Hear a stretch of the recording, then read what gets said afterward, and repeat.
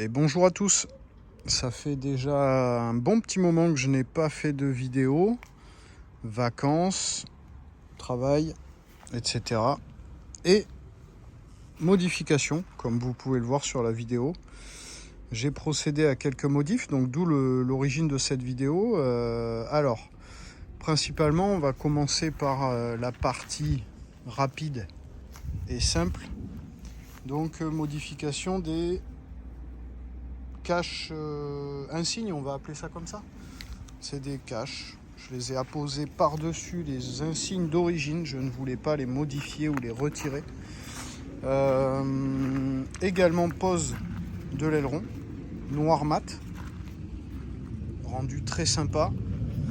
Et modification également de l'insigne à l'arrière. Donc vous me direz ce que vous en pensez dans les commentaires.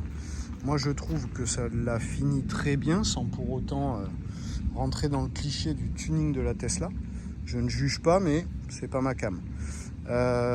Modification également dernièrement des aéros Uber Turbine avec le centre de roue qui n'est pas vendu avec, donc commande de centre de roue avec l'insigne Tesla.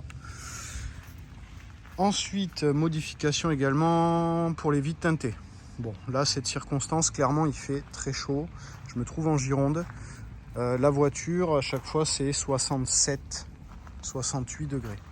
J'ai procédé à une teinte à l'avant, à l'arrière. Également, la lunette arrière. Et prochainement, je vais faire la vitre qu'il y a au-dessus du conducteur et du passager.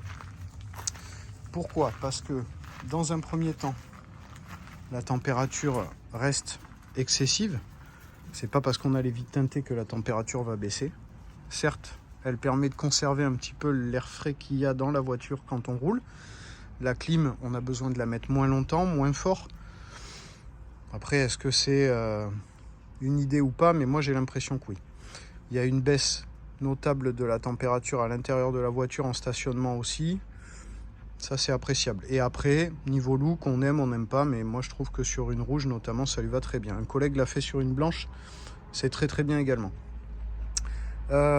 Concernant les questions que je pourrais avoir sur les aéros.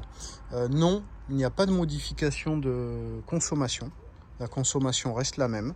J'ai roulé un petit peu sans aéro. Oui, il y a une différence notable de consommation. Ça, il n'y a pas de souci. Sans les aéros, on consomme un petit peu plus sur le même trajet, même température. J'ai fait le test. Ok, ça c'est vu et c'est net. Avec les aéros, il n'y a pas de différence. On ne consomme pas moins, on ne consomme pas plus. Voilà. Donc voilà pour les modifications. N'hésitez pas si vous avez des questions, des choses en particulier. Au niveau des vitres teintées, des questions aussi. Voilà. En tout cas, j'espère que ces petites modifications vous auront aidé peut-être à franchir le pas sur votre rouge. Et voilà, petite vidéo rapide pour reprendre un petit peu le cours des vidéos concernant cette rouge. Allez, bonne fin de journée à tous.